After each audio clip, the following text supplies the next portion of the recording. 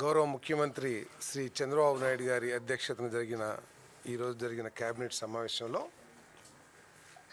ముందుగా ఆమోదించబడ్డ అజెండా విషయాలన్నింటినీ కూడా పక్కన పెట్టి కోట్లాది మంది హిందువుల మనోభావాల్ని గౌరవిస్తూ కలియుగ ప్రత్యక్ష దైవంగా భావించే ఏడుకొండల వాణి సన్నిధిలో జరిగిన మహాపాపం గురించి సిబిఐ ఇచ్చిన రిపోర్ట్ మీద ముఖ్యమంత్రి గారు కేబినెట్ సమావేశం 3.5 గంటల పాటు సుదీర్ఘంగా చర్చించి హిందువుల మనోభావాలను కాపాడటానికి ఏడుకొండల వాని పవిత్రతను కాపాడటానికి సిబిఐ ఇచ్చిన రిపోర్ట్ మీద ఎటువంటి యాక్షన్స్ తీసుకోవాలని చెప్పేసి చర్చ జరగడం జరిగింది. మన ముఖ్యంగా అందరు మంత్రులు, ప్రత్యేకంగా డిప్యూటీ సీఎం పవన్ కళ్యాణ్ గారు వారి అభిప్రాయాల్ని వారు కూడా తెలియజేయటం జరిగింది. మరి ఆ విషయాల గురించి, తీసుకోబోయే చర్యల గురించి ఆ సహచర మంత్రులు కేశవ్ గారు, మనోహర్ గారు, సత్యప్రసాద్ కూడా ఇంకా డీటెయిల్గా వివరిస్తారు.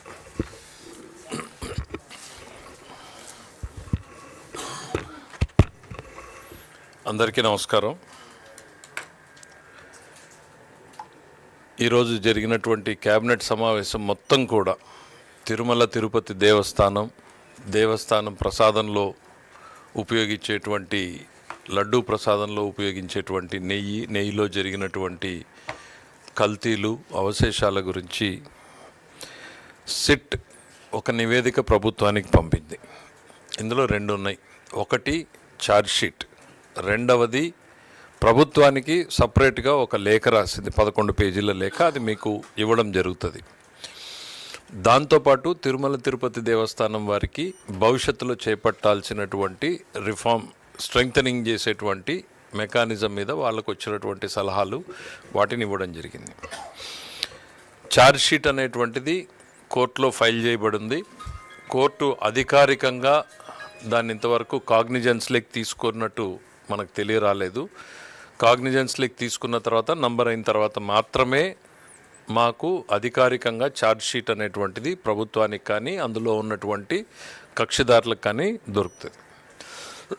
ప్రభుత్వానికి వచ్చినటువంటి నివేదిక ఏదైతే ఉందో, ఈరోజు దీంట్లో self contained note for initiation of suitable action as deemed fit against the erring committee members and senior TTD officers. ఇది office of the special investigation team constituted under the honourable orders of the Supreme Court of India, CBI, confidential అనేటువంటిది CBI నుంచి ఈ ప్రభుత్వానికి వచ్చినటువంటి నివేదిక. ఈ నివేదికని ఈరోజు cabinet ముందు పెట్టడం జరిగింది. ఇందులో జరిగినటువంటి సంక్షిప్తంగా, ఇది ఛార్జ్షీట్ అయితే మరీ డీటెయిల్డ్గా ఉంటుంది, సంక్షిప్తంగా జరిగినటువంటి లోటుపాట్లని, ప్రభుత్వానికి అందుబాటులో ఉన్నటువంటి సమాచారాన్ని కూడా అధికారులు కేబినెట్ దృష్టికి తీసుకురావడం జరిగింది. చాలా నివ్వెరబోయేటువంటి విషయాలు. అంటే ఇంత స్థాయికి దిగజారుతారా? ఎస్, నిన్న వాళ్ళే అన్నారు కల్తీ సహజమని ఎక్కడో అన్నారు. ఒకవేళ వాళ్ళ మాట నిజమా కాదా అనేటువంటిది పక్కన పెడితే, శ్రీవారి క్షేత్రంలో ఇంత స్థాయిలో అక్రమాల్ని తెలియక జరిగితే తప్పనొచ్చు, తెలిసి కళ్ళ ముందు జరుగుతూ ఉంటే కూడా మౌనంగా ఉన్నారా, అందులో భాగస్వాముల అనేటువంటిది కూడా అనుమానం వస్తే ఖచ్చితంగా భాగస్వాములు అనే రకంగానే మనకున్నటువంటి అన్ని ఆధారాలు తేలుతూ ఉన్నాయి. వీళ్ళు ఏం జరిగింది అనేటువంటిది ఒక్కసారి మనం రివ్యూ చేసుకుంటే, ఇది వెలుగులోకి రావడానికి కారణం గౌరవ ముఖ్యమంత్రి గారు ఎన్డీఏ పక్షాలకు సంబంధించినటువంటి సమావేశంలో ఇట్లా అవశేషాలు, జంతు కొవ్వు అవశేషాలు ఉన్నాయి అనేటువంటి ఒక మాటని ప్రస్తావించినప్పుడు దాని మీద సుదీర్ఘంగా చర్చ జరగడం, రాష్ట్ర ప్రభుత్వం రియాక్ట్ అయ్యి సిట్ వేయడం, ఆ తర్వాత సుప్రీంకోర్టు దాంట్లోకి ఇంటర్వ్యూన్ అయిన తర్వాత సిబిఐ నేతృత్వంలో సిట్ వేసింది. సిట్ ఛార్జ్షీట్ ఫస్ట్ వేసింది, మళ్ళీ సప్లిమెంటరీ ఛార్జ్షీట్ కూడా వేసింది. అయితే ముఖ్యమంత్రి గారు ఏ నేపథ్యంలో దాన్ని మాట్లాడారు అనేటువంటిది మనం మరొక్కసారి స్పష్టం చేయాల్సినటువంటి అవసరం ఉంది. ముఖ్యమంత్రి గారు ఏదో క్యాజువల్గానో రాజకీయ కోణంలోనో మాట్లాడలేదు. ఆ రోజు ప్రభుత్వానికి అందుబాటులో ఉన్నటువంటి సమాచారం, ఎన్డీడీబీ సిఏఎల్ఎఫ్ రిపోర్ట్. ఇందులో లాస్ట్ పేజ్కి వెళ్తాను, ఎందుకంటే కన్క్లూజన్స్ అక్కడే ఉంటాయి కాబట్టి. మీకు ఇవన్నీ కూడా కొన్ని షేర్ చేయడం జరుగుతుంది. ఇందులో వాళ్ళొక టెస్ట్ ఏదో చేశారు గీకి. ఆ టెస్ట్ చేసినప్పుడు ఎస్ వాల్యూస్ ఏంటి అన్నప్పుడు ఆ ఎస్ వాల్యూస్ ఏవో తేడా ఉన్నాయి. ఇట్ ఈస్ ప్యూర్లీ టెక్నికల్, దాన్ని కాసేపు పక్కన పెడితే దీనివల్ల ఈ ఎస్ వాల్యూస్ తేడా ఉండడం మూలాన ఏంటి అంటే వాళ్ళు రాసింది S value equation for its suspected adulterants as per ISO ప్రకారం, కోడ్ ప్రకారము ఏవేవి ఇందులో సస్పెక్టెడ్ అడల్టరెంట్స్ ఉండేటువంటి అవకాశం ఉంది. ఇది మనం ముఖ్యమంత్రి గారు ఏదో చేసిన ఆరోపణ కాదు. ఎన్డీడీబీ ఆ రోజుకు అందుబాటులో ఉన్నటువంటి రిపోర్ట్లో ఏం చెప్పారంటే soybean, sunflower, Alia, rape seed, cotton seed, fish oil number 1 column. Number 2 column coconut and palm kernel fat. Number 3 palm oil and beef టాలో. Number 4 lord. దయచేసి వెనక మాట్లాడే వాళ్ళు బయటికి వెళ్ళి మాట్లాడొచ్చమ్మా. నంబర్ 4 ఇందులో ఫిష్ ఆయిల్ ఉంది, బీఫ్ టాలో ఉంది, లార్డ్ ఉంది. ఇవి సస్పెక్టెడ్ అనేటువంటిది ల్యాబ్ ఇచ్చినటువంటి రిపోర్ట్. దీని ఆధారంగానే గౌరవ ముఖ్యమంత్రి గారు ఆ రోజు మాట్లాడారు. ఇన్ఫ్యాక్ట్ ఆ రోజు సమాజం నివ్వెరపోయింది. ఏంటి ఇది, ఎందుకనంటే ఆ రోజుకి ల్యాబ్ రిపోర్ట్ ఉంది అనేటువంటిది కూడా బయట పెట్టలేదు. తనకు సమాచారం వచ్చిందని గౌరవ ముఖ్యమంత్రి గారు మాట్లాడారు. పోనీ ఇదేమన్నా మొదటిసారా అని ఒక్కసారి చూస్తే, గౌరవ ముఖ్యమంత్రి గారు ప్రమాణ స్వీకారం చేసిన వెంటనే వేసిన ఫస్ట్ 2 పోస్టింగ్స్లో ఒక పోస్టింగు తిరుమల తిరుపతి దేవస్థానం ఎగ్జిక్యూటివ్ ఆఫీసర్గా శ్యామలరావు గారిని నియమించడం, ప్రక్షాళనని మొదలుపెట్టు అని చెప్పడం. ఆ ప్రక్షాళన ప్రక్రియలో భాగంగా శాంపుల్స్ పోయినప్పుడు ఇందులోకి వెలుగులోకి వచ్చింది. వెలుగులోకి వచ్చిన అంశాన్ని దాచాలా, ముఖ్యమంత్రిగా ప్రజల ముందు పెట్టాలా, అదే ఆయన చేశారు. ఇది గతంలో ఏం జరిగింది అనేటువంటి చూస్తే 2022 3/8/2022న సిఎఫ్టిఆర్ఐ అంటే గత ప్రభుత్వ హయాంలో CFTRI central food technological research ఇన్స్టిట్యూట్కి సేమ్ శాంపిల్స్ అప్పుడున్నటువంటి ఈఓ గారు పంపించడం జరిగింది. అందులో కూడా ఈ బెటాసిస్టోస్టెరాల్ అనేటువంటిది పాజిటివ్ వచ్చింది అని. అంటే దాదాపు ఇప్పుడు టెస్ట్ రిపోర్ట్లో ఏవైతే అందులో కన్క్లూజన్స్ ఏమి ఇచ్చారనేటువంటిది మనకు తెలీదు. బెటాసిస్టోస్టెరాల్ ఏదైతే ఉందో దాని మీద ఆ రోజు రిపోర్ట్ ఇచ్చింది. 2022లో రిపోర్ట్ ఇస్తే దాన్ని తొక్కిపెట్టి దాన్ని సరిదిద్దేటువంటి చర్యలు తీసుకోకపోగా దాన్ని కొనసాగిస్తూ మరింత విస్తృతపరిచే రకంగా ఆ రోజు ఉన్నటువంటి బోర్డు చైర్మన్ గారు కావచ్చు, కొంతమంది అధికారులు కావచ్చు, అందులో సభ్యులకు పాత్ర ఉంది అనేటువంటిది స్పష్టంగా తేల్చి చెప్పడం జరిగింది. ఎంత మేరకు మీరు ఎట్లా అంటారు బోర్డుని అనేటువంటిది ఒకటి మాట్లాడితే, ఇందులో ఒక కన్క్లూజన్ పేరాకి చదివి వినిపిస్తాను మీకు.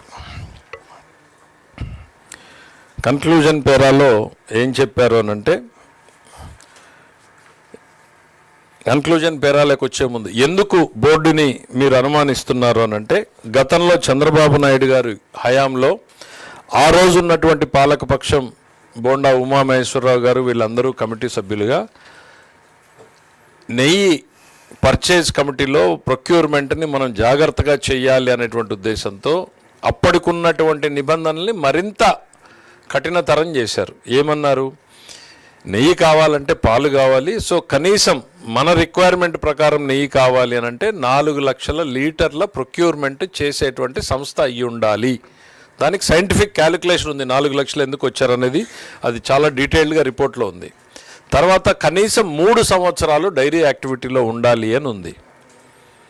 250 కోట్ల రూపాయల వల్ల టర్నోవర్ ఉండాలి అనేది పెట్టారు. ఈ 3 నిబంధనల్ని పెడితే తర్వాత వచ్చినటువంటి ప్రభుత్వంలో దాన్ని ఆమోదించింది ధర్మారెడ్డి గారే ఆమోదించారు. ఆ నిబంధనల్ని ధర్మారెడ్డి గారు అండ్ తర్వాత ఉన్నటువంటి ఈవో గారు ఆమోదించిన తర్వాత ఈ టెండర్లు చేయాలి అనుకున్నప్పుడు ఒక టెండర్ జరిగింది. దాని తర్వాత వెంటనే ఒక రిప్రజెంటేషన్ తీసుకున్నారు. ఏమని? ఒక ఆలోచన, కాంపిటీషన్ తక్కువ వస్తుంది, సరళీకృతం చేయండి అని. వెంటనే 3 నిబంధనల్లో మార్పు చేశారు. 250 కోట్ల నుంచి 150 కోట్లకు తగ్గించారు. 1 సంవత్సరం ఎక్స్పోజర్ ఉంటే చాలు అని చెప్పారు. అసలు పాలు ప్రొక్యూర్మెంట్ లేనాల్సినటువంటి అవసరం లేకుండా తీసేశారు. పాలు లేకుండా నెయ్యి అనేటువంటిది చేయగలరా అనేటువంటిది సామాన్యులు, భక్తులు ఆలోచన చేయాల్సినటువంటి ఆ ప్రశ్న. ఇందులో దురుద్దేశం ఉందనుకోవాలా లేదనుకోవాలా మీరు చెప్పండి. నెంబర్ 1, సరళీకృతం చేసిన తర్వాత వీళ్ళు మళ్ళీ టెండర్లు పిలిచారు. ఆ ప్రక్రియలో భాగంగానే ఎప్పుడైతే సరళీకృతం చేయడం జరిగిందో అప్పటిదాకా అక్కడికి దరిదాపుల్లోకి రానటువంటి సంస్థలు అన్నీ కూడా వచ్చినాయి. ఏదో బోలే బాబా, ఇంకా చాలా డీటెయిల్డ్గా వెళ్తే ఆ బోలే బాబా సంస్థకి ధర్మారెడ్డి గారి పిఏ వెళ్ళి మీరు టెండర్లో పాల్గొనాలని అంటే మాకు లీటర్కి 25 రూపాయలు ఇవ్వాలి అని చెప్పడం, డిమాండ్ చేయడం. అతను ఇవ్వను అనటంతో సుబ్బారెడ్డి గారి పిఏ చిన్న అప్పన్న డిమాండ్ చేయడం. వాళ్ళకి ఏదో కుదరకపోతే ఇక్కడికి వచ్చి సంస్థలో ఇవన్నీ కూడా స్టేట్మెంట్స్లో వచ్చి అతను వాళ్ళని బ్లాక్ లిస్ట్లో పెట్టించడం జరిగింది. సో అప్పుడు బోలే బాబా ఇంకొక సంస్థ రూపంలో టైఅప్ పెట్టుకుని ఆంధ్రప్రదేశ్లో ఉన్నటువంటి వైష్ణవి డైరీస్ అనేటువంటి వాళ్ళని పెట్టుకుని టెండర్లో పార్టిసిపేట్ చేశారు. అందులో శాంపుళ్ళు బయటకు తీసినప్పుడే ఇవన్నీ అక్రమాలు వెలుగులోకి వస్తున్నాయి. ఇప్పుడు ఈ శాంపిల్ల సప్లైసు అందులో నుంచే ఇవన్నీ కూడా ఎన్డీడీబీ కాఫ్ రిపోర్ట్ రావడము, తర్వాత గౌరవ ముఖ్యమంత్రి గారు మాట్లాడడము, సిట్టు వేయడము, సుప్రీంకోర్టు ఇన్వాల్వ్ కావడము, దాని మీద విచారణ చేయడము, ఇవన్నింటిలో ఏం జరిగింది అనేటువంటి చూస్తే ఆ బోలే బాబా సంస్థని విచారణ చేసినప్పుడు సరే అది మీకు ఇన్ కోర్స్ ఆఫ్ ఛార్జ్ షీట్లో మనకి ఇంకా వివరాలు తెలుస్తాయి. ఇప్పటిదాకా మనకు వీళ్ళు చెప్పడం ఏంటంటే ఈ డైల్యూషన్ ఏదైతే చేశారో ఈ డైల్యూషన్ చేయడం కూడా 5 నెలల్లోనే చేశారు. 5 నెలల క్రితం మనం దీన్ని కఠినంగా ఉండాలి, మంచి క్వాలిటీ రావాలి అని ఇచ్చినటువంటి సంతకం పెట్టిన అధికారే 5 నెలల్లోనే వంటిన్నింటినీ డైల్యూట్ చేశారు. ఒకటి. రెండవది, సిఎఫ్టిఆర్ఐ రిపోర్టు అప్పటికే వచ్చినా కూడా దాని మీద చర్యలు తీసుకోలేదు. ప్రభుత్వానికి వచ్చినటువంటి సమాచారం ఇది చైర్మన్ గారి దృష్టిలోనూ ఈఓ గారి అప్పుడున్నటువంటి ఏఈఓ ఈఓ గారి దృష్టిలోనూ పెట్టడం జరిగింది. పెట్టినా కూడా చర్యలు లేవు. అందులో నేరస్తులు అంటారా కాదంటారా వాళ్ళని? ఖచ్చితంగా ఈ రోజున ప్రభుత్వం మనకి సిట్ వాళ్ళు ఒక ఫైనల్ కన్క్లూజన్ రిమార్క్స్ మనకి ఇచ్చారు. ఏమని? తప్పు చేసినటువంటి అధికారుల మీద చర్య తీసుకోమంటూ. దాంట్లో ఏం చెప్పారు అనంటే, the committee recommended relaxation of tender conditions without conducting any comprehensive analysis, technical evaluation, field level assessment, and recommendations were approved by the then senior officers, namely O. Balaji, FA and CAO, and Sri A.V. Dharmareddy, Additional Executive Officer, and Sri Anil Kumar Singhal, IAS Executive Officer, without application of mind, resulting in dilution of quality safeguards and compromise in the quality of the ghee procurement. For the reasons stated above, it is recommended to take suitable action as deemed fit against the above erring committee members and senior TTD officers for deliberate omissions and failures. Deliberate అంటే ఉద్దేశపూర్వకంగా. దాని ఉద్దేశం ఏంటండి? వాళ్ళకి తప్పు జరిగింది అనేది CFTRI అంతకుముందు రిపోర్టు కళ్ళ ముందు ఉంది. నిబంధనలు కఠినంగా ఉండాలి అన్నటువంటి నిర్ణయం తీసుకున్న దాంట్లో అదే అధికారులు సంతకం పెట్టారు. 5 నెలల్లోనే తిరిగి డైల్యూషన్ చేశారు. డైల్యూషన్ తర్వాత సరే ఈ ఆరోపణలని తర్వాత అది డిఫరెంట్. ఏంటి అందులో నెయ్యి ఉందా లేక పామాయిలే ఉందా? It's a very detailed discussion. నివ్వెరపోయేటువంటి విషయాలు కొన్ని అంటే పూర్తిగా మనం ఛార్జ్ షీట్ చదివితే డీటెయిల్స్ వస్తాయి. ఇప్పటిదాకా ప్రభుత్వానికి అందినటువంటి సమాచారం చూస్తే వాళ్ళు పామాయిలే 58 లక్షల లీటర్ల దాకా కొనడం.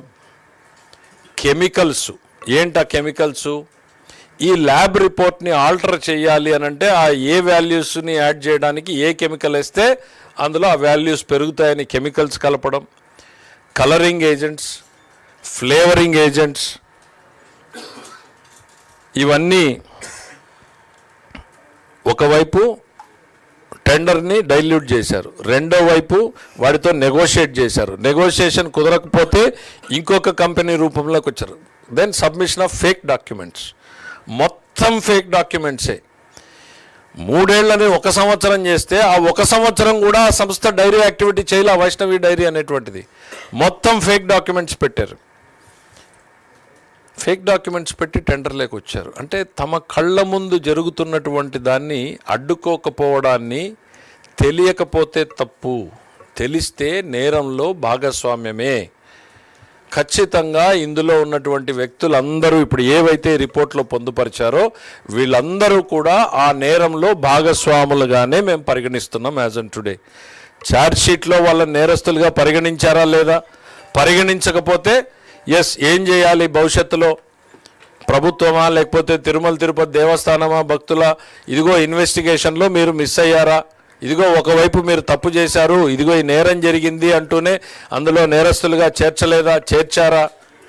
ఇవన్నింటినీ కూడా తీసుకెళ్ళాలి అనేటువంటిది కూడా చర్చ జరిగింది. అయితే we're waiting for the supplementary charge sheet because అధికారికంగా కోర్టు దాన్ని కాగ్నిజెన్స్లో, ఎందుకంటే కోర్టు కూడా చాలాసార్లు ఇది డిఫెక్టివ్గా ఉందంటే వెనక్కు పంపించే అవకాశం ఉంది. ఇదిగో రావాల్సిన వ్యక్తుల పేర్లు రాలేదు అంటే పంపించే అవకాశం ఉంది. So we want to wait till the court takes the document into the cognizance. వీళ్ళందరూ నేరస్తులుగానే భావించాలి. శ్రీవారికి అపచారం చేసినటువంటి సంఘటనలో ఈ నేతలందరూ కూడా సుబ్బారెడ్డి గారి దగ్గర నుంచి, ధర్మారెడ్డి గారి దగ్గర నుంచి, సింగాల్ గారి దగ్గర నుంచి కింది స్థాయి కమిటీలో ఉన్నటువంటి వాళ్ళందరూ, వీళ్ళందరి మీద చర్యలు తీసుకోమని ఏదైతే రిపోర్ట్ నివేదిక ఇచ్చిందో వీళ్ళని నేరస్తులుగానే పరిగణించమని ఈరోజు భావించడం జరిగింది. రెండవది, అడ్మినిస్ట్రేటివ్గా ఇంకా ఏమన్నా ల్యాప్సెస్ ఉన్నాయా అనేటువంటిది తేల్చడం కోసం ప్రభుత్వం ఒక కమిటీని వేయడం జరుగుతుంది. Very short tenure committee. ఎంత టైం ఫ్రేమ్ అనేది ఇంకా చెప్పలేదు, గౌరవ ముఖ్యమంత్రి గారు డిసైడ్ చేసి చెప్తారు. రోజుల 2 వారాల ఎట్లా అనేటువంటిది షార్ట్ టెన్యూర్లో. ఎందుకనంటే ప్రతి ఒక్కరికి వినే అవకాశం ఇవ్వాలి. వాళ్ళ మీద ఏదైనా ఇవాళ వాళ్ళు క్లియర్ కట్గా ఇవాళ ఇక్కడ చర్యలు తీసుకోండి అని చెప్పినా కూడా we want to be vengeance attitude అనేటువంటిది కాదు. వాళ్ళకి ఏదన్నా చెప్పుకునేటువంటి అవకాశం ఉంటే కూడా చెప్పే అవకాశాన్ని ఇవ్వాలి అనేటువంటి దాంతో ఈ కమిటీ వేసి తదుపరి చర్యలు తీసుకోవడం జరుగుతుంది. ఒకటి, వీళ్ళ మీద ఈ వ్యవస్థ మీద చర్యలు తీసుకోవడం, సరిదిద్దడం. అతి ప్రధానమైనటువంటిది నేరస్తులుగా భావించాలి. అందులో ఆ ఛార్జ్షీట్లో ఉన్నారా లేదా చూసి, ఉంటే వెరీ గుడ్, లేకపోతే ఇదిగో మీరే నేరస్తులుగా ఇక్కడ తెలిసి జరిగింది అని చెప్తున్నారు, తెలియక జరగడం లేదని చెప్పారు. 5 నెలల్లో మళ్ళీ తిరిగి అదే అధికారులు సంతకం పెట్టారని వాళ్ళు చెప్పింది, మేము ఎక్కడ పదం యాడ్ చేసింది కాదు. తెలిసి జరిగిందన్నప్పుడు వాళ్ళు నేరంలో భాగస్వాములు అవుతారు కదా, ఈ కోణం ఎందుకు చూడలేదు అని ఎవరు అడగాలి, మనమా ఏంటి అనేటువంటి దాని మీద కూడా ఏజీ గారిని పిలిచి కూడా అడ్వైజ్ అడగడం జరిగింది. So it will take some more time, but ఇమీడియట్గా అయితే మాత్రం కమిటీని ఏర్పాటు చేసి ప్రభుత్వం చర్యలు తీసుకుంటుంది. తిరుమల తిరుపతి దేవస్థానం పవిత్రతని కాపాడడానికి, శ్రీవారి ప్రాభవాన్ని వైభవాన్ని ఏమాత్రం తగ్గకుండా మరింత కట్టుదిట్టమైన చర్యలు తీసుకోవాలి అనేటువంటిది భావిస్తున్నాం. శ్రీవారిని రాజకీయాల్లోకి ఎక్కడా కూడా ఉపయోగించుకోవడానికి వీలు లేకుండా ఉండాలి. ఇప్పుడే కాదు, భవిష్యత్తులో కూడా ఎవ్వరూ కూడా రాజకీయ కోణంలో తిరుమలని కానీ శ్రీవారిని కానీ రాజకీయ కోణంలో చూడకూడదు అనేటువంటిదే ప్రభుత్వాధినేతగా గౌరవ ముఖ్యమంత్రి గారి ఆలోచన, ఉప ముఖ్యమంత్రి గారి ఆలోచన, ఎంటైర్ పార్టిసిపేట్ చేసిన క్యాబినెట్ మొత్తం అదే అభిప్రాయపడింది. ఇవాళ మేము ఈరోజు మాట్లాడుతూ ఉన్నా విధి లేనటువంటి పరిస్థితుల్లోనే మాట్లాడుతున్నాం, బాధతోనే మాట్లాడుతూ ఉన్నాం. ఇదేదో రాజకీయంలో ఒక ఎత్తుగానో లేకపోతే వాళ్ళు చేసినటువంటి చర్యల పట్ల లబ్ధి పొందాలనేటువంటి ఆలోచన ఏమాత్రం కూడా ఈ ప్రభుత్వంలో ఉన్న మాకెవరికీ కూడా లేదు. దాదాపు చాలామంది ఉన్నటువంటి వాళ్ళు శ్రీవారి భక్తులే. ఒక భక్తుడిగా ఆ మనోభావాలు ఎట్లుంటాయనేటువంటిది ప్రతి ఒక్కరూ ఫీల్ అయిన దాంతో మాట్లాడుతూ ఉన్నాం. ఖచ్చితంగా ప్రభుత్వం ఈ దిశగానే ప్రయత్నం చేస్తున్నాం. రాజకీయాలకు అతీతంగా దోషులు అనేటువంటి వాళ్ళు నిలబడాలి, ఇటు ప్రజల్లోనూ అటు చట్టం ముందు. భవిష్యత్తులో మరింత కట్టుదిట్టమైన చర్యలు తీసుకునేలా, తప్పు చేయడానికి భయపడేలా ఉండాలనేటువంటిది, మరీ ముఖ్యంగా శ్రీవారి విషయంలో ఉండాలనేటువంటిది అందరి ఆలోచన. Thank you.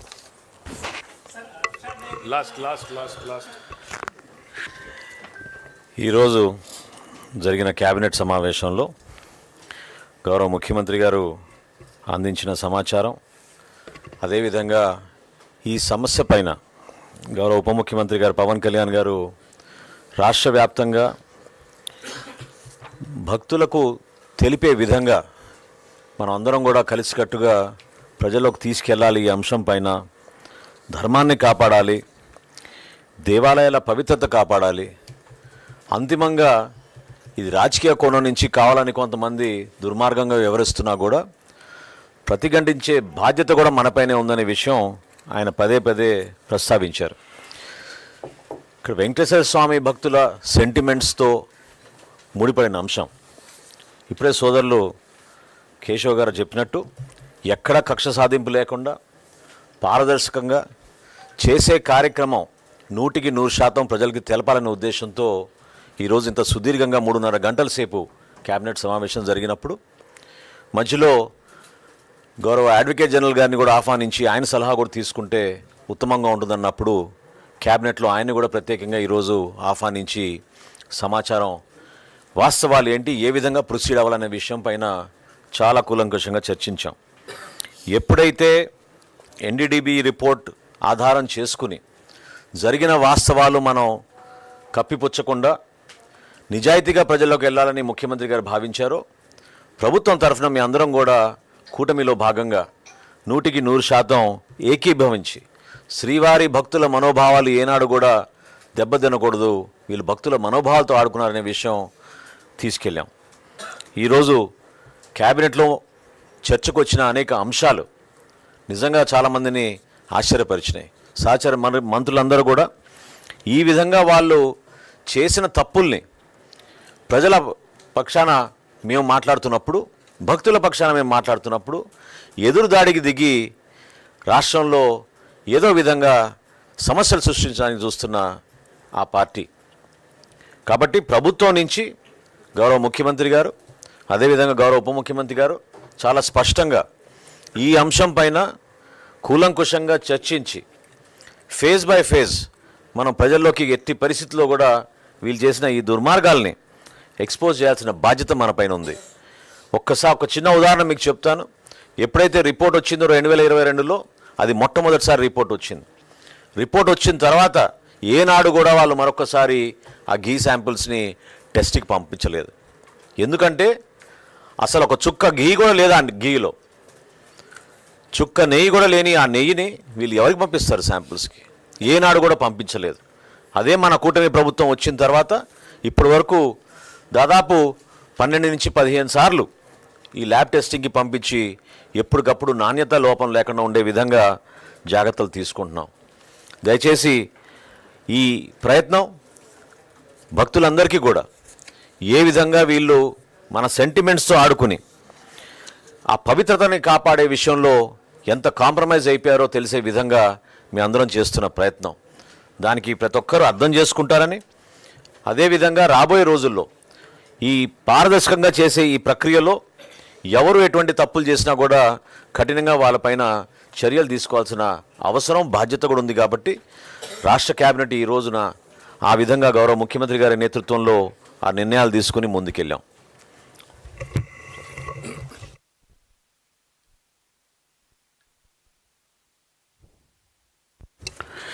ఇటీవల సిట్ కోర్టులో సప్లిమెంటరీ ఛార్జ్షీట్ ఇచ్చిందని చెప్పిన తర్వాత వెంటనే మొట్టమొదటిసారిగా స్పందించింది వైసీపీ నాయకత్వం. సప్లిమెంటరీ ఛార్జ్షీట్లో విషయాలు మాకైతే తెలియదు, కానీ దీంట్లో కల్తీ జరిగింది కానీ జంతు కొవ్వు లేదన్న విధంగా మాట్లాడారు.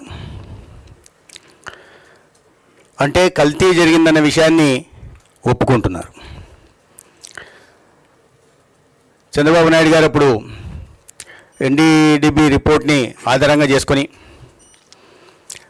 ఆ రిపోర్ట్లో ఉన్న అంశాలనే వారు ఆనాడు ప్రస్తావించడం జరిగింది. అయితే మరి ఆ విధంగా ఆనాడు చెప్పిన విధంగా ఇవాళ లేదు, కల్తీ మాత్రమే జరిగిందన్నట్టుగా చెప్పారు. నేను వాళ్ళని అడుగుతున్నది ఏంటంటే, కల్తీని మీరు సమర్థిస్తున్నారా? కోట్లాది మంది భక్తులు ఆరాధించే ప్రత్యక్ష కలియుగ దైవం వెంకటేశ్వర స్వామికి నైవేద్యంగా సమర్పించే లడ్డులో కల్తీ జరిగిందని మీరు సమర్థిస్తున్నారా, అంగీకరిస్తున్నారా? దాన్ని మీ పార్టీ నాయకత్వం సమర్థిస్తున్నదా? సమాధానం చెప్పాల్సింది.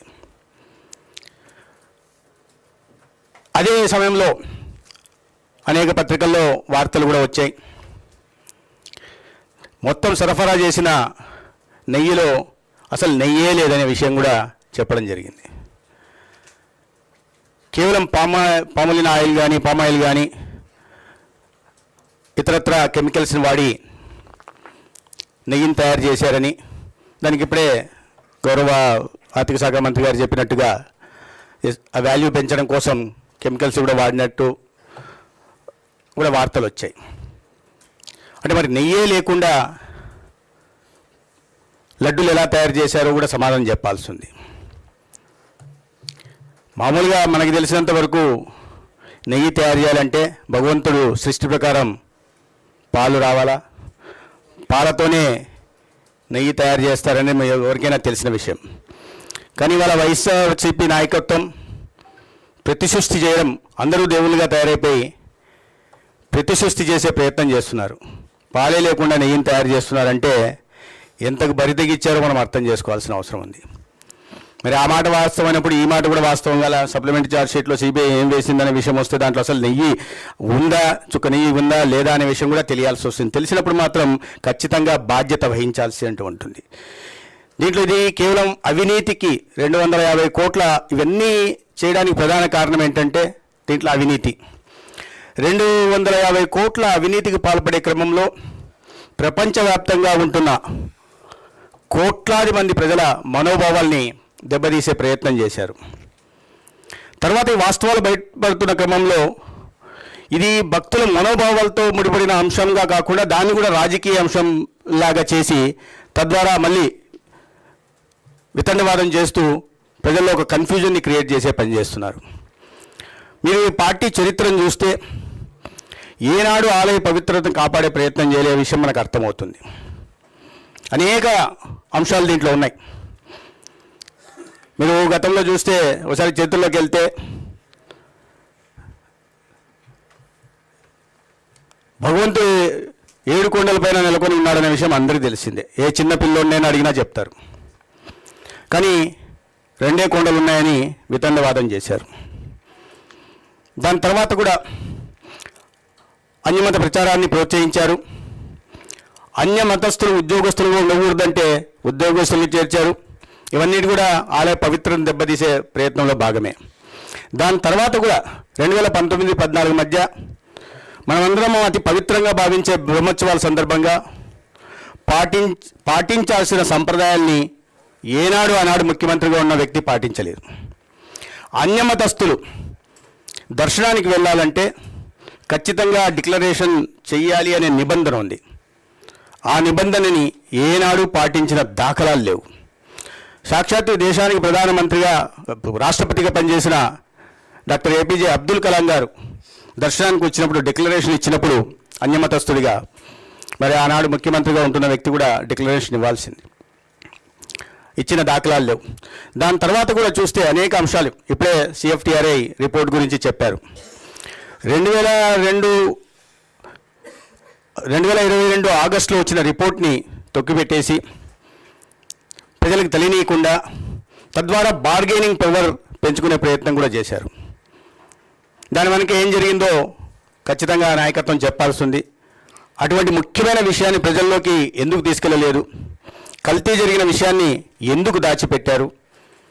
అంటే కల్తీ ముందే జరిగింది, దాన్ని మరింత విస్తృతంగా తీసుకెళ్ళి దీన్ని అవినీతిమయం చేసి హిందువుల మనోభావాలను దెబ్బతీసి ముఖ్యంగా స్థూలంగా హిందూ ధర్మం మూలాలనే దెబ్బతీసే విధంగా 5 సంవత్సరాల్లో జరిగింది. ఇప్పుడు కూడా దాన్ని అదేవిధంగా రాజకీయ అంశం చేయాలని ప్రయత్నం చేస్తున్నారు.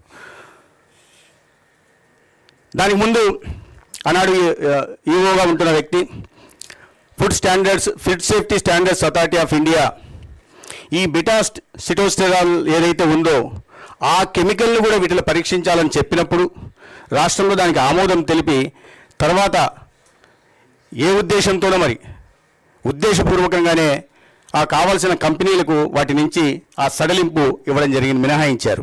అంటే దీని వెనుకలు కూడా అన్నీ తెలిసే డెలిబరేట్గా కావాలనే వారి లక్ష్యాన్ని నెరవేర్చుకోవాలనే అవినీతి పాల్పడుతూనే పవిత్రత కూడా దెబ్బతీసే విధంగా వారు దీంట్లో పాల్గొన్నారు.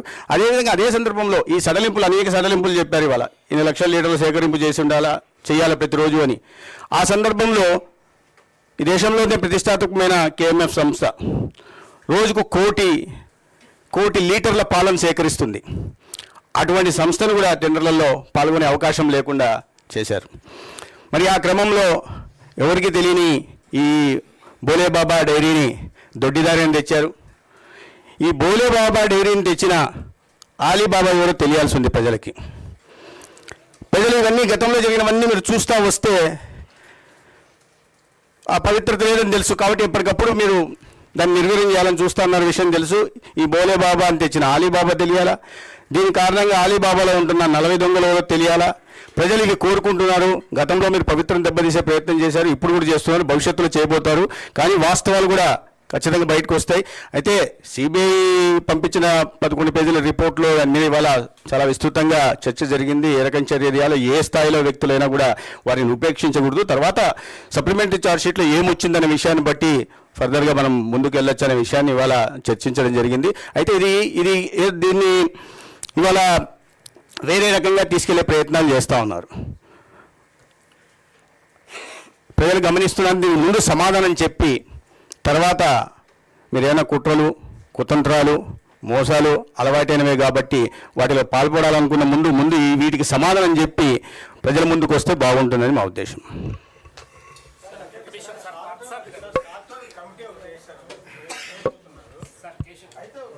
అన్నీ విని ఒకేసారి.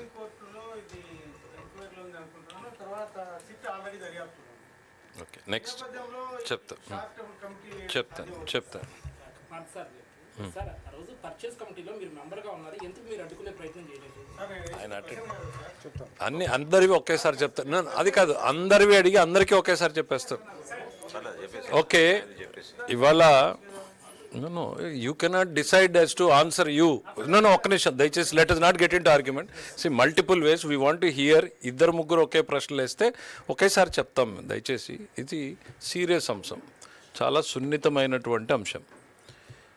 ఈ అంశాన్ని పదే చెప్తున్నాం. ఎక్కడ కూడా రాజకీయ కోణంలో మేము తీసుకునేటువంటి ప్రయత్నం చేయలేదు అనేటువంటిది.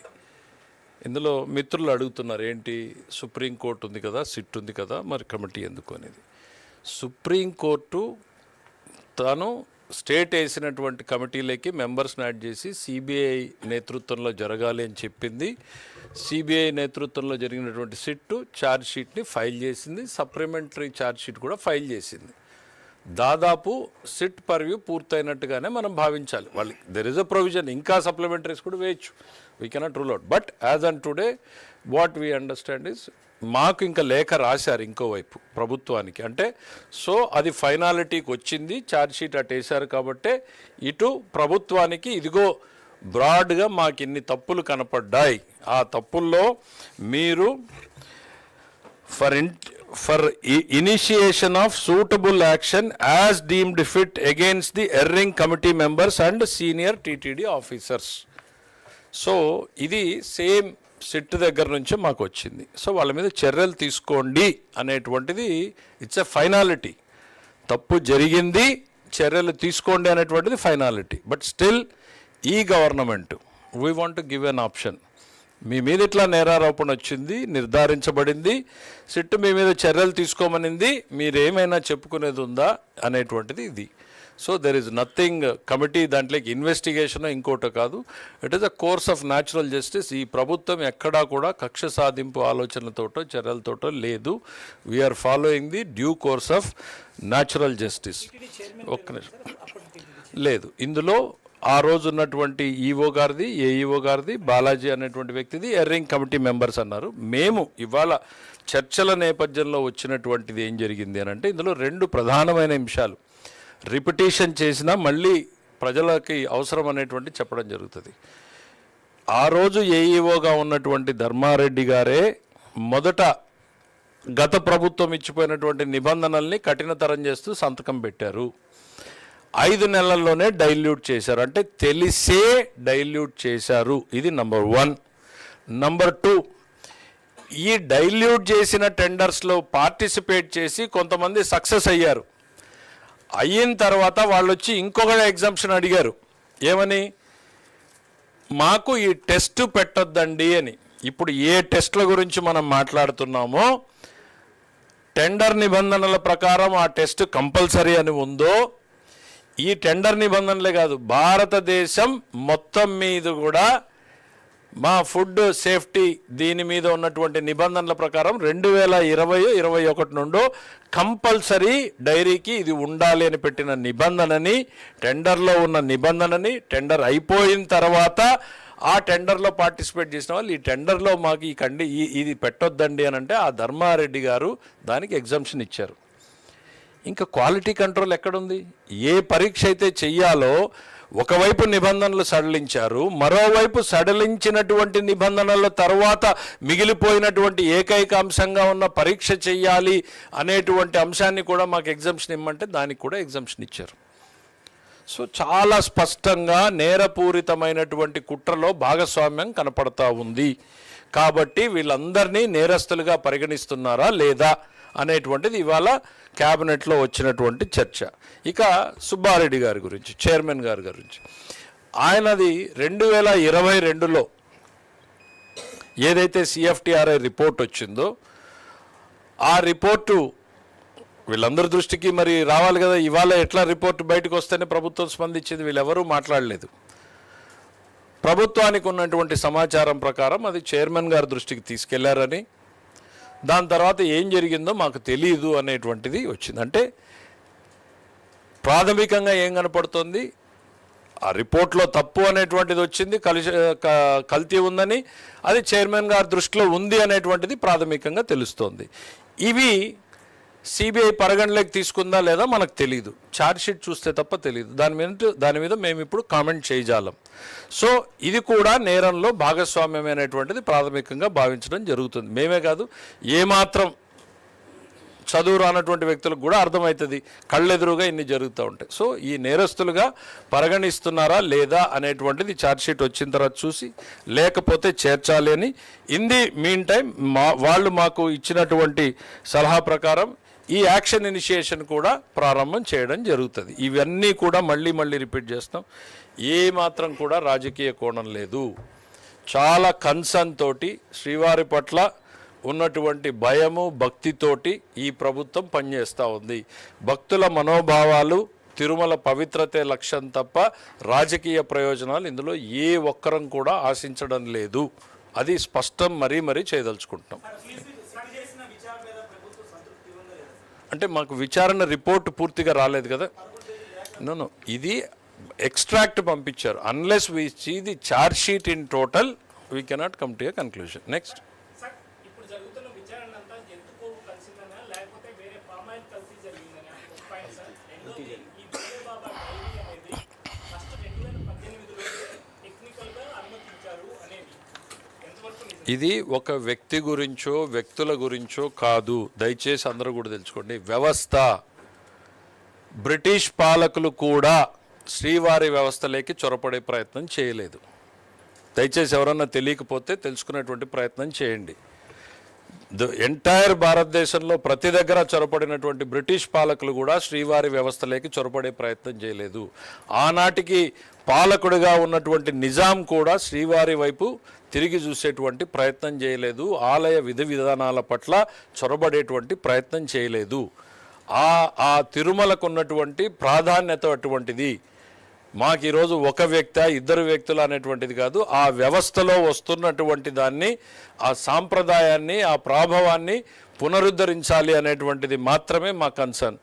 ఈ చిన్న రాజకీయ కోణంలో వందల అవకాశాలు, వందల వీధి పోరాటాలు జరుగుతూ ఉంటాయి. That is a different issue. As a government we are very concerned about the Tirumala Tirupati Devasthanam అనేటువంటిది మాత్రమే చెప్తున్నాం. మీరేదో బోలే బాబాది చెప్పారు. బోలే బాబా అనేది జస్ట్ ఇన్సిడెంటల్గా ఈ రోజున మనం మాట్లాడుతున్నాం. అంతకుముందు 2022లో ఇదే రిపోర్టు బయటకు వచ్చింది, దాని మీద యాక్షన్ లేదు. ఇంకెంతమంది బోలే బాబాలు తయారై ఉండేవాళ్ళో ఇవాళ మనం బయటికి తీసుకురాకపోతే. బోలే బాబాది గతంలో ఇచ్చారు అని మీరు ఏదైతే చెప్తా ఉన్నారో, ఆ రోజున నేను కూడా సోషల్ మీడియాలో చూసిన తర్వాత అసలు ఏం జరిగింది అనేటువంటి చూస్తే, దెర్ ఆర్ మల్టిపుల్ టెండర్స్. టిన్స్లో చేయడం, ట్యాంకర్స్లో చేయడం, ఇంకోటి ఏపీ బేస్డ్ టెండర్స్ ఉన్నాయి. టిన్స్లో అంటే చాలా స్మాల్ క్వాంటిటీ చేస్తారు. మొత్తం టెండర్ అంతా కలిపితే కూడా 30,000 టిన్నులు అమౌంట్, 30,000 కేజీలు. ట్యాంకర్లోకి వచ్చేటప్పటికి 60 లక్షల దాకా పోతుంది. బోలే బాబా ఏప్రిల్ 2019లో పార్టిసిపేట్ చేశారు. అంటే ఏప్రిల్ 11న ఎన్నికలు ఈ రాష్ట్రానికి ప్రారంభమైనాయి. ఆ తర్వాత అధికారంలోకి వచ్చిన తర్వాత సప్లైస్ చూడాల్సినటువంటిది వారి ప్రభుత్వ హయాంలోనే జరిగింది. అది తప్పు జరిగిందా, ఒప్పు జరిగిందా, వాడు అప్పటి నుంచే దోషిగా ఉన్నాడా, వీళ్ళతో చేరిన తర్వాత దోషిగా అయ్యాడా, వీళ్ళు అతన్ని దోషిగా తయారు చేశారా, ఇవన్నీ ఛార్జ్షీట్ చూస్తే తెలుస్తాయి. నేరం అనేటువంటిది మోటివ్ ఎక్కడ మొదలైంది, ఎవరు దాన్ని ఆ కాన్స్పిరసీని మొదలుపెట్టారు, ఇవన్నీ మనం ఛార్జ్షీట్ చూడాలి. బోలే బాబాది మీరు హర్ష్ డైరీ ఏదైతే చెప్తా ఉన్నారో, ఏప్రిల్ అంటే ఎన్నికలు ప్రారంభమైనప్పుడు టెండర్ ప్రక్రియ అయ్యింది. సప్లైస్ ఎప్పుడో తర్వాత అయ్యి ఉంటాయి, వారి ప్రభుత్వంలోనే అయ్యింది. 2018లోనే అప్పుడు గవర్నమెంట్లో ఉన్నప్పుడే ఆ ప్లాంట్ను సందర్శించి టెక్నికల్గా అనుమతించారు. అది ఒక తీర్మానం కూడా ఉంది సార్. సరే, నేను మీకు అధికారికంగా ఇవాళ చెప్తా ఉన్నా, ప్లాంట్ని అధికారికంగా పర్మిట్ చేశారా, టిన్ సప్లైస్కి ఏమున్నాయి అనేటువంటిది కావాలిస్తే మీకు డీటెయిల్డ్గా వాళ్ళతో పెట్టిస్తాను. నా దగ్గర ఉన్న ప్రాథమిక సమాచారం ఏప్రిల్లో వాళ్ళకి టెండర్స్ జరిగాయి. ఏప్రిల్కి ఈ రాష్ట్రం ఎన్నికల్లో ఉంది. ఎప్పుడు కూడా సప్లైస్లో ఏం జరిగింది, మీకు క్వాలిటీ నెయ్యి వచ్చిందా లేదా, that is the crux of the issue. ఏ ఒక్కటి కూడా మేము చెప్తున్నాం, ఇది వ్యక్తులకు ఎగనెస్ట్గా పోతున్న ప్రక్రియ కాదు. పదే పదే చెప్తున్నాం, శ్రీవారి వ్యవస్థని ఇంప్రూవ్ చేయాలనేటువంటిది మా లక్ష్యం. ఎనీథింగ్ మీ ఒక్కరికి ఆన్సర్ చేయడానికి కాదున్నది. మీరు ఎక్కడి నుంచి ఓకే, అర్థమైంది. సాక్షి పేపరా? Okay, we will answer separate. Okay, ఇవాళ శ్రీవారి వ్యవస్థని రాజకీయ కోణంలో వాడుకోవద్దండి. మిత్రులకు కూడా సలహా చెప్తున్నాను నేను. శ్రీవారి వ్యవస్థని రాజకీయ కోణంలో వాడుకునేటువంటి ప్రయత్నం చేయొద్దండి. ఆ వైభవాన్ని, ప్రాభవాన్ని తిరిగి తీసుకురావడానికి ఈ ప్రభుత్వం కట్టుబడి ఉంది. దోషులు ప్రజల ముందు, చట్టం ముందు నిలబడాలి అనేటువంటిది ఈ రెండు నిర్ణయాలని ఇవాళ కేబినెట్ తీసుకుంది. ఎంక్వైరీ అనేటువంటిది ఇనిషియేట్ చేయబడుతుంది. డ్యూ ఆపర్చునిటీ ఇచ్చిన తర్వాత అప్రాపరేట్ డెసిషన్స్ తీసుకోవడం జరుగుతుంది. రెండవది, ఛార్జ్ షీట్ వచ్చిన తర్వాత నెక్స్ట్ కోర్స్ ఆఫ్ యాక్షన్ ఏంటి, వీళ్ళు నేరస్తులా కాదా, నేరస్తులు కాకపోవడానికి కారణం ఏంటి, అయ్యేదానికి ఉన్న అవకాశాలు ఏంటి పరిశీలించడం జరుగుతుంది. Thank you.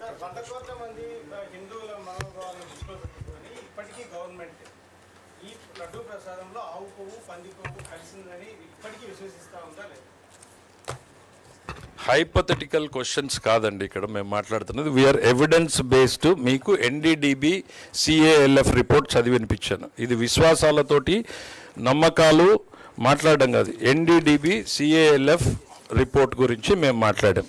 ఆ రోజున గౌరవ ముఖ్యమంత్రి గారు మాట్లాడడానికి ఈ నివేదికే ప్రామాణికం. మీకేదో అనుకున్నారని, నేనేదో అనుకున్నానని నో.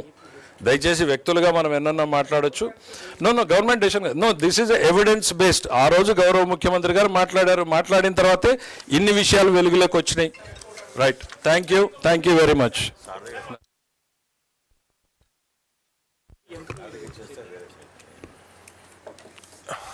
నేను ఆ రోజు పర్చేస్ కమిటీలో ఉన్న మాట వాస్తవమే.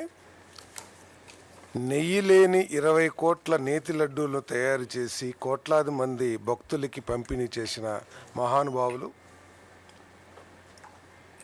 హిందూ మత సాంప్రదాయాల మీద, మనోభావాల మీద గౌరవం లేకోకుండా నిబంధనల్ని సడలించి పాపానికి అంకురార్పణం చేసిన పెద్దలు ఒక పర్చేజ్ కమిటీని పక్కదారి పట్టించడం, పక్కన పెట్టేయటం పెద్ద కష్టం కాదని చెప్పేసి ఇప్పుడు అర్థమవుతా ఉంది. ఆ రోజు ప్రత్యేకంగా మీరు చూసినట్లయితే స్పెషల్ ఇన్వైటీస్ కింద 2 సభ్యులను మాత్రమే పిలుచుకొని ఆ రోజు దీనికి సంబంధించిన రాతకోతలు కానీ అప్రూవల్స్ కానీ ఇవ్వటం జరిగింది. ఆ పర్చేజ్ కమిటీకి సంబంధం లేకోకుండా అని చెప్పేసి నేను చాలా స్పష్టంగా తెలియజేస్తాను. మన భాస్కర్ రెడ్డి గారు, కరుణాకర్ రెడ్డి గారు, ఇంకా అధికారులు కొంతమంది ఉన్నట్టున్నారు. చెవిరెడ్డి భాస్కర్ రెడ్డి గారు, కరుణాకర్ రెడ్డి గారు అనుకుంటున్నాను నేను. ఎందుకంటే మాకు ఆ రోజుకి తెలియదు, తర్వాత మాకు తెలిసిన విషయం. కరుణాకర్ రెడ్డి గారు పర్చేజ్ కమిటీ మెంబర్ కాదు, స్పెషల్ ఇన్వైటీగా వచ్చినట్టు.